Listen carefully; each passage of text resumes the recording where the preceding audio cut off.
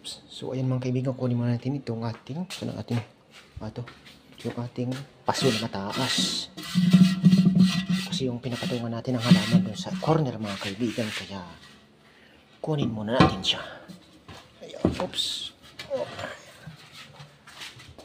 So kasi yung nalagay natin sa corner mga kaibigan. So ayan mga kaibigan, dito na po natin ilagay sa corner na ito.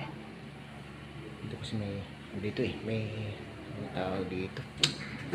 Kalimutan ko ang tawag dito. Basta picture, larawan. May tawag dito mga kaibigan, kalimutan ko lang tawag dito. Ayan, so dito na ulit tayo mga kaibigan. Dito natin ilagay yung ating bato. Tawag muna tayo.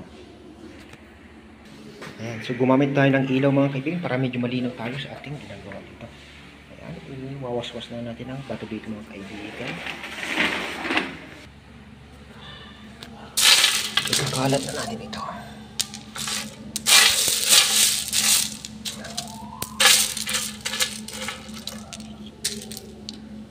So ayan, naikurti na natin ulit mga kaibigan ang ating puting bato.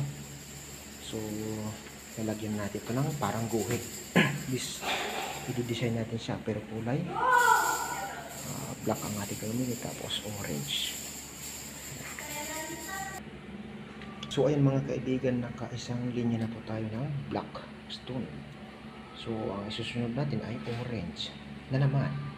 So naka-isang orange na linya na ulit tayo mga kaibigan. So itong pangalawa natin na orange na linya.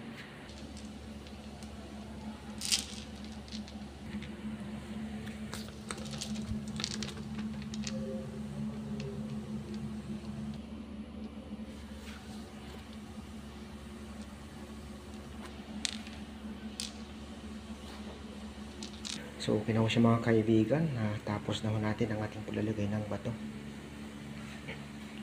Kasi yung hindi kasi yan mga kaibigan, no? Kapag hindi siya parehas yung kanyang size, yung kanyang kurba ay hindi rin parehas. So sa pagdidesign nga dapat ay parehas po mga kaibigan ang kanyang size.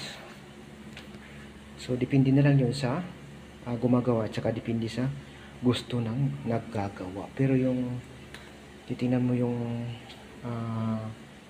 mas bagay sa kanya, mas maganda tingnan. So mas maganda talaga yung pasunod yung size niya. Yun ang pinaka mas maganda. Mas makintab ang bato. Mas maganda yung pagka-design. Mas malinaw tingnan. Yan ang pinaka maganda kaibigan.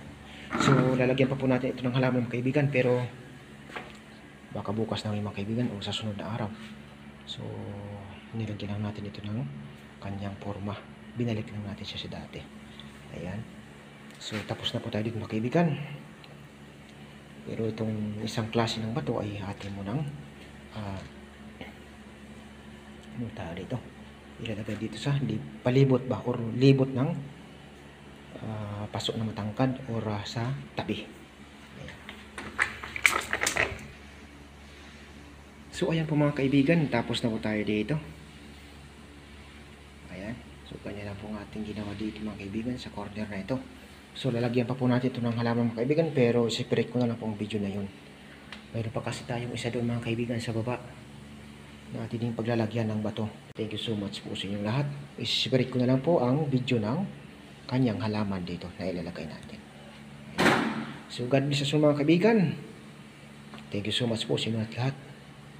So, proceed na po tayo doon sa pang-apat na